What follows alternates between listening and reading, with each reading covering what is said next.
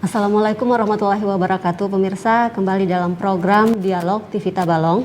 Senang sekali saya Hendriani bisa menemani Anda dalam episode kali ini. Nah, pada episode kali ini kita akan membahas mengenai vaksinasi serta pendistribusiannya. Saat ini telah hadir 2 orang narasumber yang berkompeten dalam hal tersebut, yaitu juru bicara vaksinasi COVID-19 Tabalong, Gusti Judith Ihsan Permana, dan Bapak Kepala BPOM HSU, Bambang Heri Purwanto. Selamat datang Bapak di studio TV Tabalong. Terima kasih telah bersedia menjadi narasumber kami pada kali ini. Terkait tema tadi Pak, mungkin saya akan ke Pak Judith terlebih dahulu. Bagaimana Pak terkait tujuan dari vaksinasi kali ini Pak? Baik, terima kasih Mbak Iin. Pertama-tama, Assalamualaikum warahmatullahi wabarakatuh. Salam sehat untuk seluruh warga Kabupaten Tabalong. Berbicara terkait tujuan vaksinasi, ini adalah bicara kita dalam kerangka nasional. Atau bahkan karena COVID ini sudah pandemi, ini adalah skopnya adalah skop sudah mendunia. Pelaksanaan program vaksinasi ini merupakan ikhtiar kita bersama untuk memutus mata rantai penularan COVID. Oleh sebab itu, tujuan dari vaksin ini salah satunya yang tadi saya sampaikan, yaitu memutus mata rantai penularan COVID. Dalam tujuan untuk pencapaian tujuan tersebut, perlu prinsip gotong royong dalam pelaksanaannya. Maksudnya gotong royong adalah dalam pelaksanaan vaksin ini perlu semua warga berpartisipasi. Karena dengan semakin banyaknya masyarakat yang ikut divaksin, semakin banyak orang yang imunnya semakin kuat dan semakin sedikit orang yang menularkan virus.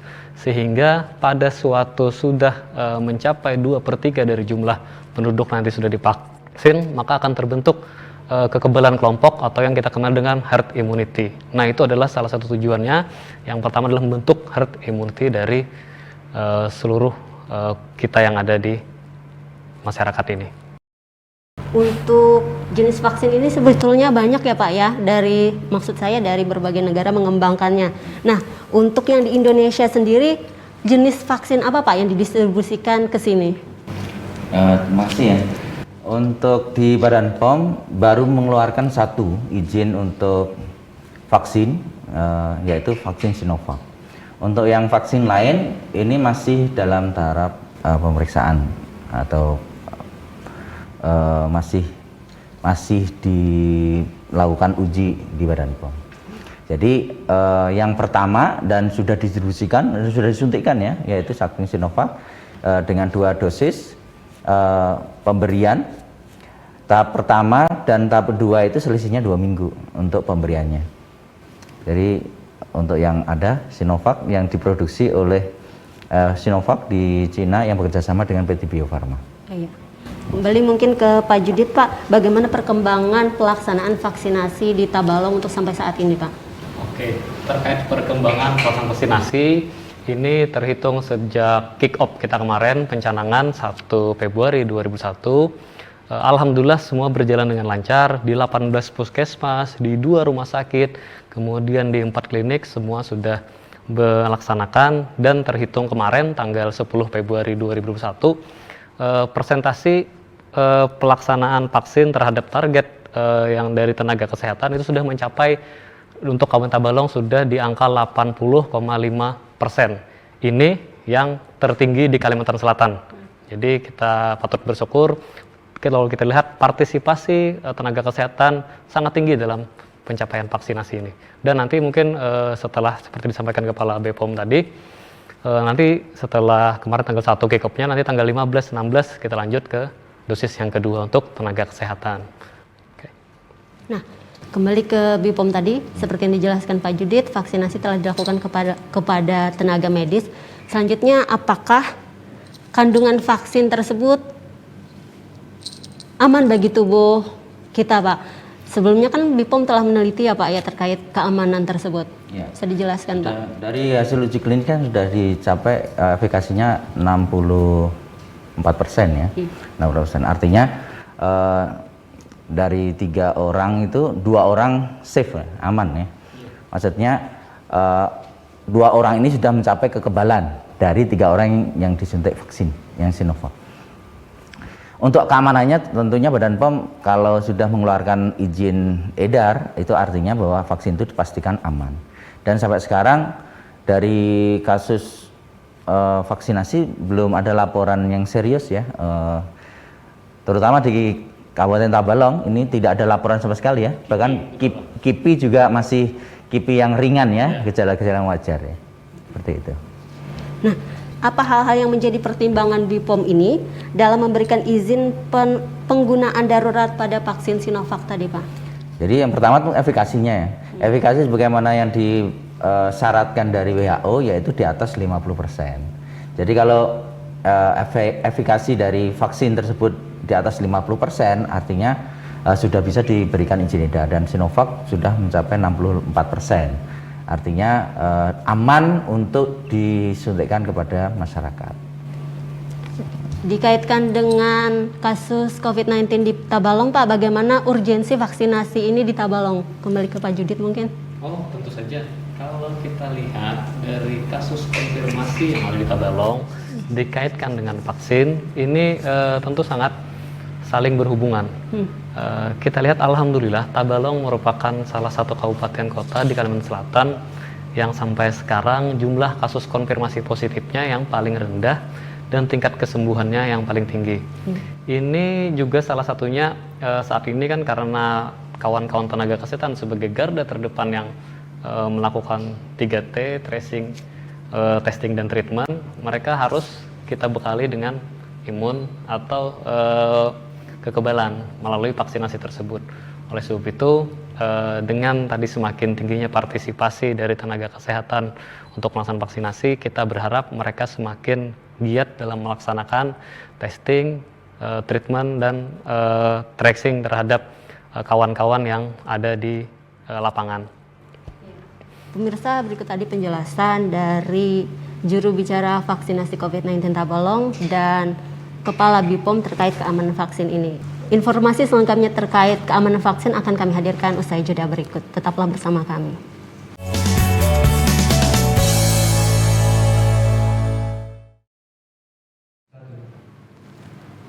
Terima kasih pemirsa, Anda masih setia bersama kami, kembali bersama narasumber kita Pak Bambang. Nah Pak, kita kembali ke pembicaraan topik kita tentang pendistribusian vaksin tadi Pak ya. Dalam pendistribusian vaksin Pak, bagaimana peran BPOM sendiri Pak? Jadi BPOM seluruh Indonesia ya, ini ikut memastikan bahwa vaksin yang distribusikan dari pihak produsen sampai ke jalur distribusi, baik di gudang farmasi provinsi sampai ke tingkat kabupaten kota, sampai ke tingkat puskesmas dipastikan aman untuk digunakan gitu.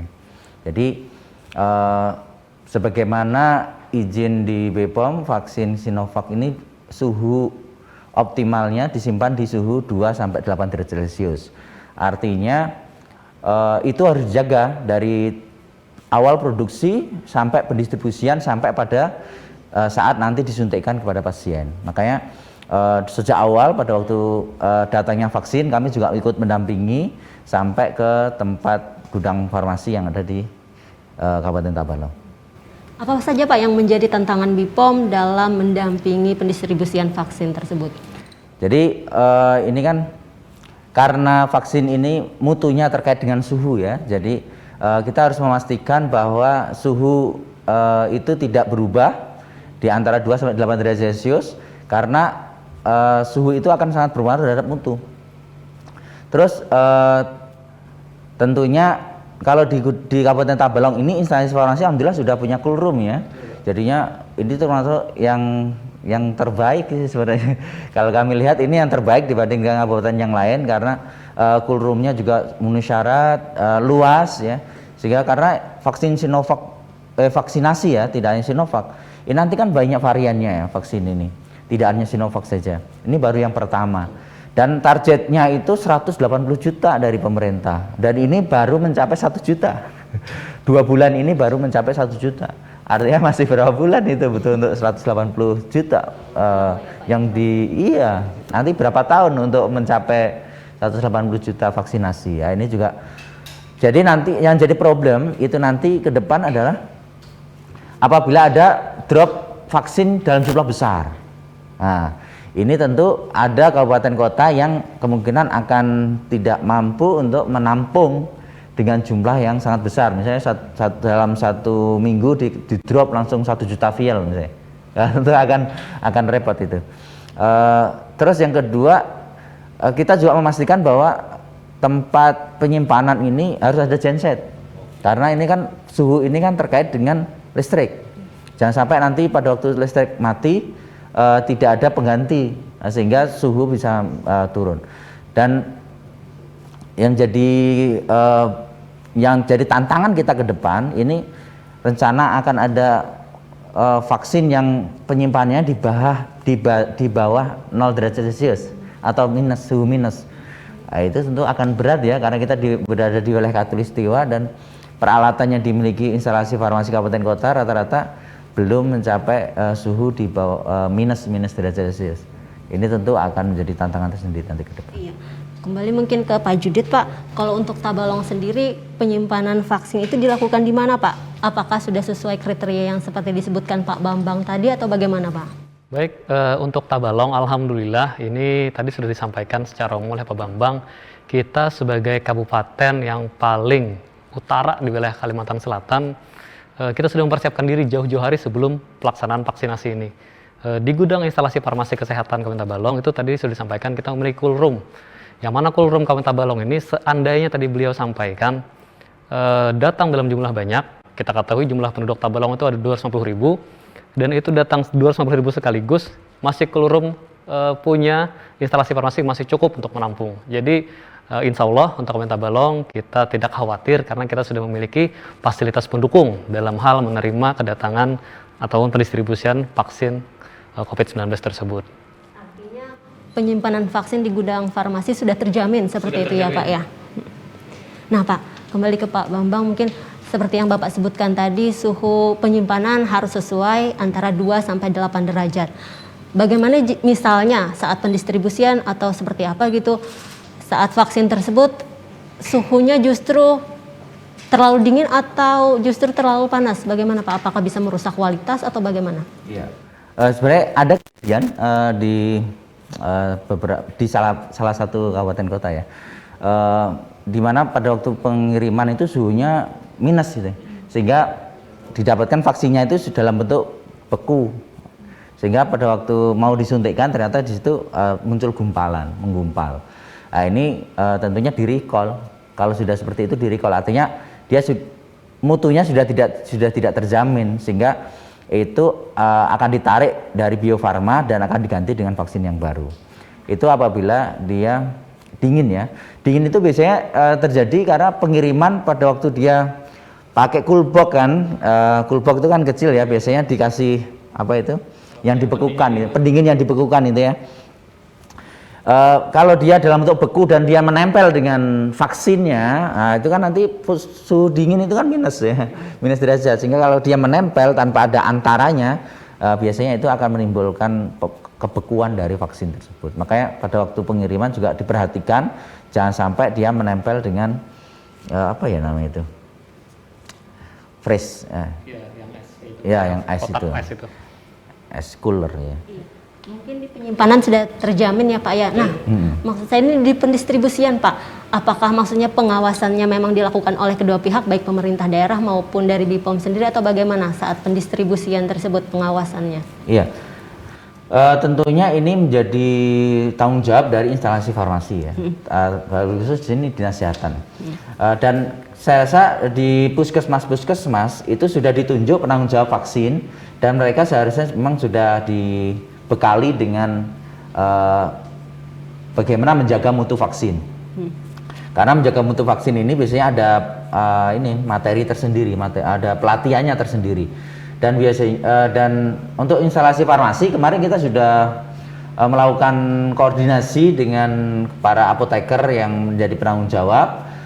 Di Tabalong sudah kita bersama Kepala Dinas Kesehatan dan ke apotek-apotek penanggung jawab di Puskesmas terkait dengan bagaimana cara penyimpanan vaksin yang baik dan benar. Dan tadi yang apabila suhunya di atas 8 ya, dari WHO itu diperbolehkan untuk WHO ya ini 6 derajat 6 derajat di atas itu pada waktu mau disuntikkan ya, pada waktu disuntikkan 6 jam ya, 6 toleransinya iya. Tapi tidak boleh lebih dari itu. Tapi kalau di kita standarnya Badan POM dipastikan tetap dijaga 2 sampai 8 derajat ya, tidak ada toleransi ya. 2 sampai 8 derajat karena kita kan harus memastikan bahwa vaksin itu tetap bagus saat digunakan. Kan sia-sia juga kalau kita menyuntikkan vaksin ternyata vaksinnya sudah rusak gitu kan. Ya orangnya terlalu pede jalan kemana-mana padahal di dirinya nanti tidak terbentuk imunitas tubuh. Nah, mungkin bisa dikembangkan Pak untuk pendistribusian ke daerah-daerah Tabalong yang apa ya istilahnya jauh atau daerah-daerah terpencil itu bagaimana Pak? Untuk yang nakes kemarin ya tenaga kesehatan ini kita dalam hal pendistribusian kita selain dari kawan-kawan dari dinas kesehatan, gudang farmasi juga kawan POM, kita juga di backup oleh 3 pilar Bu. Dari TNI, Polri juga dari pemerintahan baik itu desa maupun kecamatan. Jadi setiap dalam pelaksanaan dari distribusi perpindahan dari gudang farmasi menuju ke kecamatan selalu didampingi. Ini tujuannya tidak lain tidak bukan agar target dari sini ke lokasi fasilitas kesehatan itu dapat sesuai dengan tepat waktu. Kemudian berbicara dengan wilayah yang jauh dari ibu kota, ini kemarin seperti di desa Puskesmas Panaan, itu kawan-kawan yang dari Puskesmas Panaan disarankan untuk melaksanakan vaksinasi di wilayah Paskes yang ada di kota. Nah, jadi itu yang untuk tenaga kesehatan. Namun ke depan untuk pelaksanaan vaksinasi kepada masyarakat, kemudian pada petugas publik, tetap vaksinasi mungkin akan langsung didistribusikan ke daerah terpencil dengan tetap dibantu oleh kawan-kawan BPOM dan 3 pilar. Dan jangan lupa di Tabalong sendiri kita memiliki selain fasilitas sarananya sangat lengkap dari gudang instalasi farmasi tersebut, bahkan mobil khusus untuk yang menyimpan mampu menahan dingin itu juga sudah ada. Jadi walaupun agak jauh, kualitas vaksin terkait suhunya juga tetap terjaga walaupun jaraknya jauh dari gudang instalasi farmasi. Artinya meskipun pengiriman jauh, vaksin kualitasnya tetap terjaga ya Pak ya? Betul. Ya, pemirsa selengkapnya terkait dialog kita akan membahas lainnya usai jeda berikut.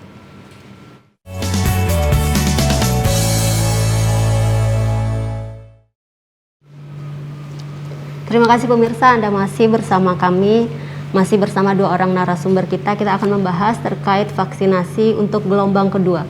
Mungkin ke Pak Judit terlebih dahulu Pak. Bagaimana Pak bisa diceritakan sedikit perkembangan untuk vaksinasi gelombang kedua kali ini Pak? Baik, alhamdulillah karena pada saat pelaksanaan vaksinasi tahap 1 ini sudah berjalan dengan lancar, kita juga sudah mulai mempersiapkan diri untuk pelaksanaan vaksinasi gelombang kedua yang mana sasarannya yaitu adalah kawan-kawan dari TNI, Polri, kemudian juga petugas pelayan publik, itu seperti kawan-kawan di perbankan, ASN, perangkat desa, dan semua pekerjaan yang langsung bersinggungan dengan masyarakat. Nah, itu menjadi target kita pada sasaran kedua. Saat ini kami bersama seluruh kawan-kawan tim Satgas sedang melakukan pendataan untuk melakukan usulan jumlah sasaran yang akan kita berikan vaksinasi pada tahap kedua ini. Mudah-mudahan nanti di akhir Februari ini sudah bisa disampaikan dan nanti mungkin di awal Maret itu sudah keluar berapa kuota yang bisa kita lakukan vaksinasi di tahap kedua. Dan ini juga sebenarnya kalau kita lihat, kalau berbicara vaksinasi tahap kedua, ini sudah banyak dari kawan-kawan yang menunggu, baik dari yang menanyakan kapan kami dilakukan vaksinasi segala macam. Termasuk juga kawan-kawan dari media, wartawan juga akan menjadi prioritas dalam hal pelaksanaan vaksin tahap kedua ini. Artinya jumlah vaksin di tahap kedua ini akan lebih banyak pasti, Pak diperkirakan? Jumlahnya lebih banyak karena kan kalau nakes itu sekitar 1.500-an. Kalau tahap kedua ini kita tentu saja tahu jumlah TNI, Polri di Tabalong ini berapa, ditambah ASN, perangkat desa, kemudian kawan-kawan perbankan. Mungkin nanti kami masih belum bisa menyampaikan angkanya, saat ini masih direkap. Tentu juga ini karena jumlahnya semakin banyak, kami juga akan memaksimalkan jumlah tenaga vaksinatornya. Karena tentu saja kita dikejar tenggang waktu seperti disampaikan beliau tadi. Saat ini vaksin baru sekitar 1-2 juta yang beredar di Indonesia Pak ya. Sedangkan jumlah penduduk ada 180 juta. Jadi sesuai 70 juta. Iya. 180 sasarannya. Sasarannya Pak ya. Iya. Nah, jadi supaya kita bisa sesuai timeline karena setelah ini masih ada yang sasaran tahap 3 yaitu di masyarakat. Makanya kita harus persiapkan sejak dini dan harus kita mantapkan kepada kawan-kawan agar pada saat vaksin datang kita segera laksanakan dan kita berlanjut untuk di persiapan tahap 3. Jadi sudah kita planningkan sampai semuanya itu agar terjadwal dengan baik. Berarti bertambah pula pekerjaan untuk BPOM sendiri ya Pak ya dalam pendampingan pendistribusian vaksin tersebut. Bagaimana Pak persiapan, mungkin ada persiapan khusus dari BPOM seperti itu? Kalau kami koordinasi dengan Pokja ya, Pokja KIPI untuk memastikan bahwa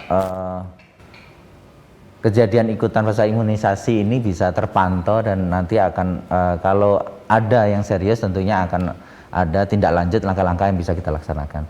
Apalagi nanti ke depan varian vaksin tidak hanya satu, ya. Termasuk di Indonesia juga sedang menyiapkan vaksin merah putih ya istilahnya ya. Dan itu tidak hanya satu, dan kemungkinan tahun 2022 nanti baru bisa produksi. Dan kalau seperti itu posisinya berarti kemungkinan vaksinasi nanti ini akan berlanjut terus sampai tahun depan gitu. Jadi ini harus disiapkan. Masyarakat juga harus siap-siap. Nanti akan ada waktunya mereka juga akan divaksinasi. Bapak menyebutkan tadi bahwa di gelombang kedua ini lebih dari satu jenis Pak vaksin ya Pak ya yang akan didistribusikan. Kalau yang tahap 2 tidak mesti di tahap 2 ya, karena yang sudah baru dapat izin kan baru 1. Iya. Yang lainnya kan masih proses karena uji klinik tahap 3-nya belum clear mereka. Jadi untuk dapat izin itu kan minimal uji klinik tahap 3. Artinya kalau seperti ini harus diuji cobakan kepada 2.000 orang. Iya. Kalau tidak ada masalah yang serius baru dapat izin. Artinya aman dari segi penggunaan. Dari informasi yang beredar Pak, di tahap kedua ini akan ada vaksinasi untuk golongan usia 60 ke atas. Apakah itu benar Pak atau bagaimana? Badan POM sudah memberikan rekomendasi ya, izin terkait dengan usia di atas 60 tahun sudah diperbolehkan untuk melakukan vaksinasi. Tentunya ini juga harus memperhatikan riwayat penyakit ya. Penyakit-penyakit yang serius dan komorbid tentunya diharapkan tidak ikut dahulu terhadap proses vaksinasi ini. Karena kan baru awal-awal ya. Jadi usia 60 tahun ke atas yang sehat diperbolehkan gitu. Apakah itu jenis vaksin yang sama atau berbeda Pak? Untuk yang sekarang yang diperbolehkan baru 1 Sinovac itu. Yang untuk 60 tahun ke atas juga sama Pak, Sinovac tadi? Iya, untuk sekarang kan yang baru dapat izin edar baru 1 itu. Jadi belum ada yang lain. Okay. Yang lain ini masih proses. Nanti kalau sudah lolos uji efikasinya baru nanti dapatkan izin darurat istilahnya di dalam Badan POM. Iya.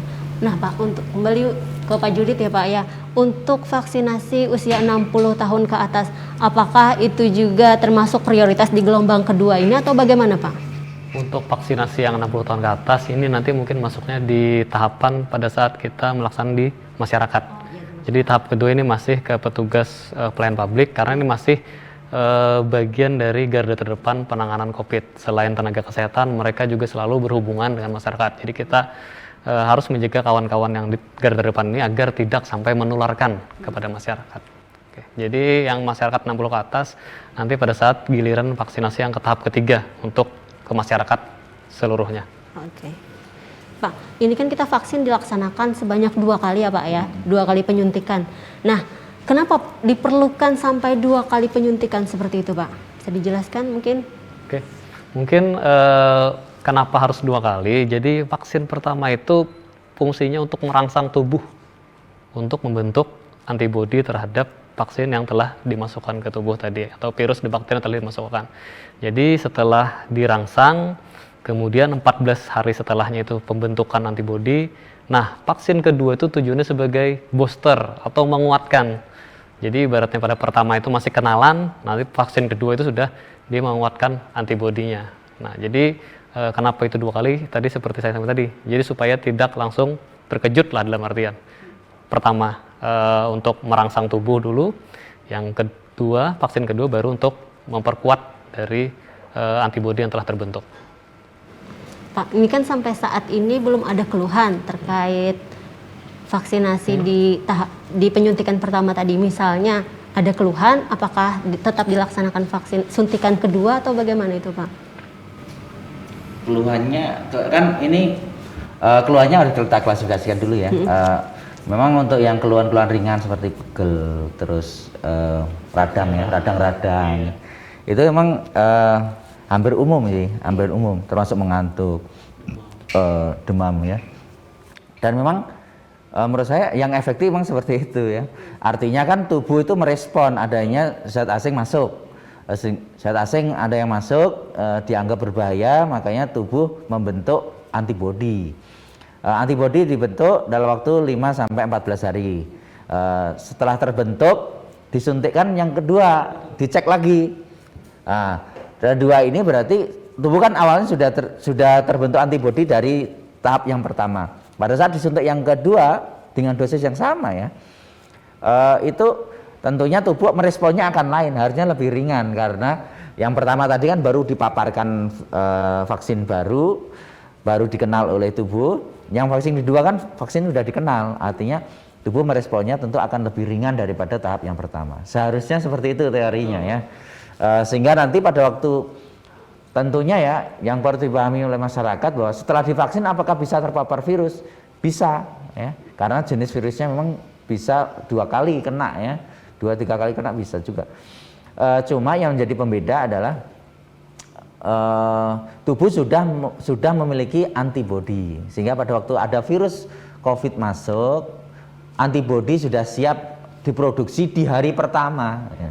Kan lain kalau misalnya belum pernah terpapar ya. Kalau belum pernah terpapar virus, antibodi itu diproduksi di hari ke-5 sampai 14. Tapi kalau dia sudah pernah kena atau sudah pernah divaksin, antibodi nanti akan diproduksi di hari pertama dia kena. Artinya tingkat kedaruratan terhadap pasien tersebut tentu akan lebih minimal gitu ya.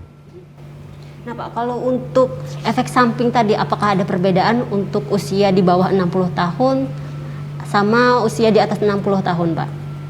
Tentunya sama harusnya ya. Cuma nanti yang jadi pembeda karena dia usianya sudah di atas 60 tahun tentu dipastikan sehatannya. Karena kalau di luar negeri itu malah pertama yang divaksin itu malah yang usia tua ya. Prioritasnya malah di usia tua karena ini untuk menguatkan mereka daripada mereka kena virus COVID langsung di masyarakat, mending dikasih vaksin dulu sehingga antibodi terbentuk, sehingga pada waktu nanti dia kena virus beneran itu nanti tubuh bisa melawannya gitu ya. Antibodi bisa melawannya. Kembali mungkin ke Pak Judit, sedangkan di Indonesia kan Pak prioritas kita adalah tenaga kesehatan. Betul. Nah, bagaimana itu Pak? Apakah maksud saya usia lanjut diminta untuk bagaimana seperti itu atau kenapa harus tenaga kesehatan yang diprioritaskan? Jadi mungkin setiap pemerintah dalam artian setiap negara memiliki kebijakan yang berbeda melihat dengan situasional dan kondisional yang ada di lapangan. Nah mungkin dari pemerintah Indonesia sendiri melihat lebih kepada kawan-kawan yang langsung bertugas menangani. Ini sangat rawan dalam hal dia tertular dan menulari. Nah, jadi oleh sebab itu oleh kawan-kawan tenaga kesehatan dan petugas pelayanan publik inilah yang menjadi prioritas pertama untuk menerima vaksin. Kembali mungkin ke vaksinasi gelombang kedua Pak, kapan Pak diperkirakan vaksin akan tiba di Tabalong? Apakah sudah ada estimasi waktu atau bagaimana Pak? Ya, kemarin kami sudah menerima surat dari Kementerian Kesehatan, dijadwalkan itu di akhir Februari mungkin sudah ada kuotanya. Jadi kalau sudah dapat angka kuotanya nanti mungkin di awal-awal Maret sudah ada pendistribusiannya. Biasanya seperti itu. Artinya diperkirakan awal Maret vaksin gelombang kedua akan datang seperti itu ya Pak? Oke, nah bagaimana seharusnya masyarakat menyikapi terhadap vaksin tersebut? Tapi jangan dijawab dulu Pak, kita akan kembali usai jeda berikut ini.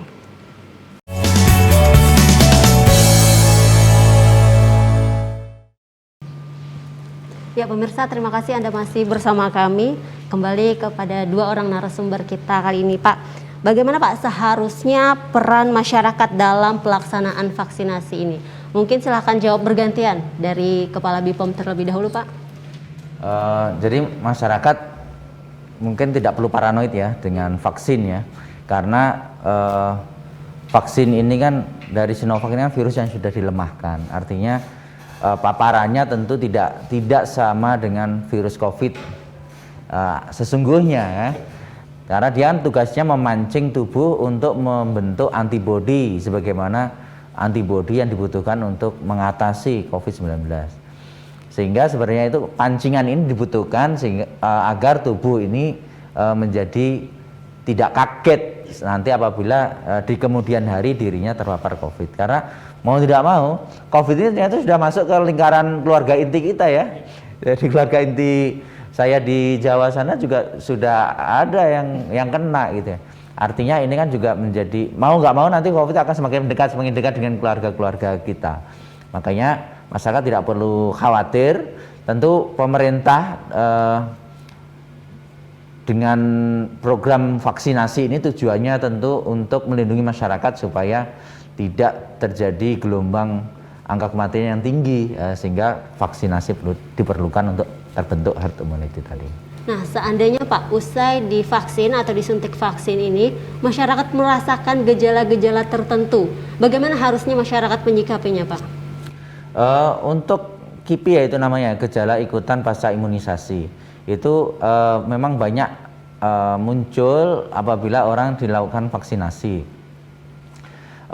Itu ada ini kriterianya, bisa ringan, sedang, berat gitu ya. Dan di kabupaten ada Pokja ya, Pokja KIPI yang dipimpin oleh Kepala Dinas Kesehatan, nanti akan melakukan pemantauan bagi masyarakat yang sudah dilakukan vaksinasi, terutama ini tenaga kesehatan ya. Apabila muncul gejala-gejala itu diharapkan berkomunikasi dengan petugas vaksinasi yang ada di puskesmas atau rumah sakit setempat, sehingga itu bisa didata, itu menjadikan masukan dan bahan pertimbangan untuk tingkat pusat, sehingga apakah vaksin Sinovac ini aman atau tidak nanti ke depannya, termasuk vaksin jenis yang lain di kemudian hari ya. Tentu semua antar vaksin satu dan lainnya tentu KIPI yang muncul bisa berbeda ya, bisa berbeda. Makanya nanti Pokja KIPI ini nanti yang bertanggung jawab untuk memastikan keamanan itu. Dan masyarakat memang dia harus saling berkomunikasi, apalagi sekarang zaman WA ya, harus punya kontaknya petugas vaksinasi sehingga saling komunikasi, sehingga nanti langkah-langkah yang harus dilakukan bisa dipantau seperti itu. Terkait Pokja KIPI tadi ya Pak ya, apakah itu disediakan di setiap puskesmas atau bagaimana Pak? Silakan Pak Judit. Untuk Pokja KIPI sendiri itu memang Pokjanya ada di level kabupaten, namun sistem kerjanya sampai ke fasilitas kesehatan yang ada di puskesmas. Jadi nanti berjenjang di mana paskes yang melaksanakan vaksinasi, di sana mungkin setelah vaksinasi yang divaksin nanti mungkin seandainya nanti ada kejadian ikutan tadi, itu pasti langsung akan didata, kemudian akan disampaikan ke Pokja yang ada di kabupaten. Didata maksudnya apakah si penerima vaksin menghubungi petugas kesehatan atau bagaimana itu Pak? Ya, bisa dari si penerimanya, karena setelah divaksin tetap ada dikomunikasikan dari si kawan-kawan petugas menanyakan bagaimana, apakah ada gejala KIPI atau tidak. Nah nanti jika memang bersangkutan menyampaikan ada gejala, nanti itu akan dicatat, disampaikan mulai kapan kejadiannya, apa kejadiannya. Nah itu dilaporkan secara berjenjang. Artinya KIPI ini akan dioperasikan saat penyuntikan gelombang kedua, saat vaksin datang di gelombang kedua atau bagaimana ini Pak? Maksudnya Pokjanya? Iya benar. Pokjanya sudah dari kita vaksin pertama sudah ada? Sudah aktif? Sudah diaktifkan? Betul. Oh iya, oke. Kembali ke vaksinasi gelombang kedua tadi Pak. Apakah pelayanan publik itu termasuk pemerintah, BUMN, BUMD atau skop? Jadi bagaimana Pak? Yang petugas yang dimaksud dengan petugas pelayanan publik ini termasuk semua pegawai pemerintah, kemudian BUMN, BUMD, termasuk juga mungkin swasta yang memberikan pelayanan langsung pada masyarakat.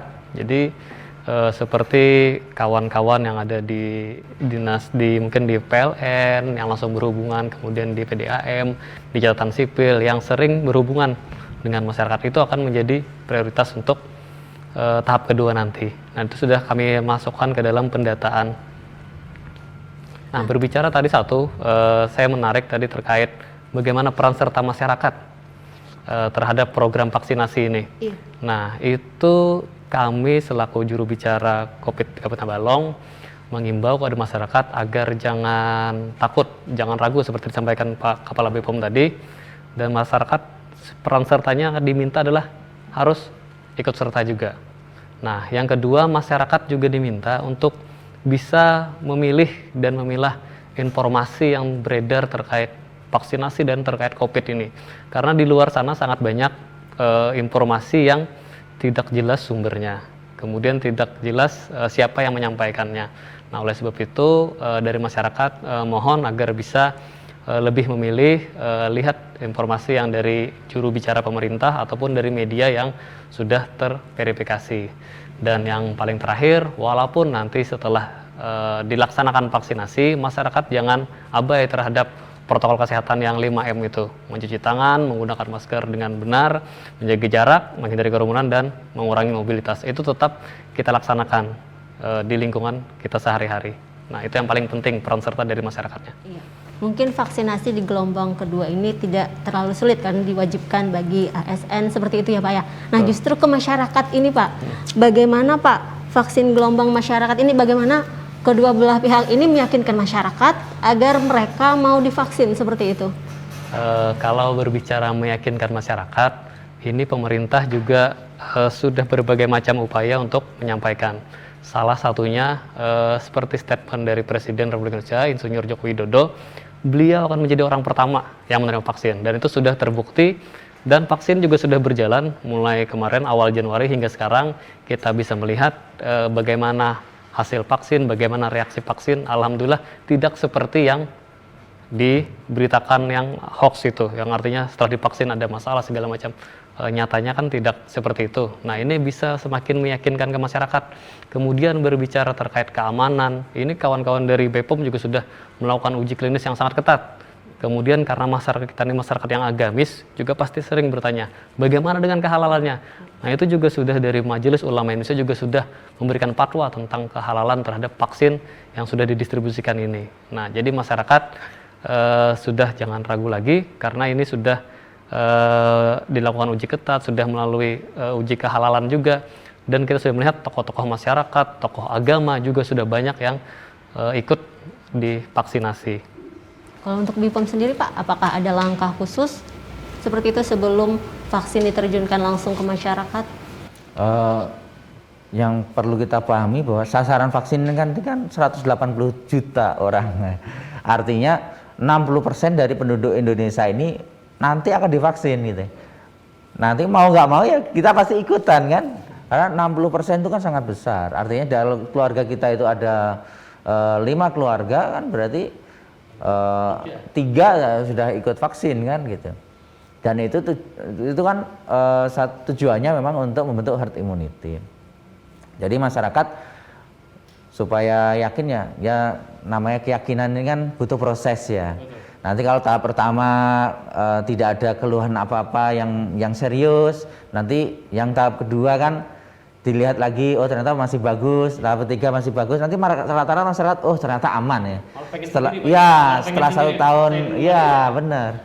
Memang ini kan baru pertama jadinya orang banyak yang takut. Tapi nanti kalau sudah tahap 1, tahap 2, tahap 3, tahap 4 sampai tahap 10, nanti yakin akan ikut daftar, akan daftar sendiri ya. Apalagi ini mau dibawa opsi vaksinasi berbayar kan? Iya, mandiri bayar. Vaksinasi berbayar. Kalau vaksinasi berbayar aja rebutan, apalagi yang gratis kan gitu. Betul. Nanti pasti seperti itu. Berarti tadi sudah dijamin ya Pak ya, baik keamanan maupun kehalalannya, serta jaminan keamanan saat pendistribusian vaksin tersebut. Nah, apakah ada pesan nih Pak, baik dari jubir vaksinasi maupun dari Kepala BPOM bagi masyarakat terkait vaksinasi ini Pak? Baik ya. Kami dari Badan POM mengimbau masyarakat untuk tetap menjaga pola hidup sehat ya.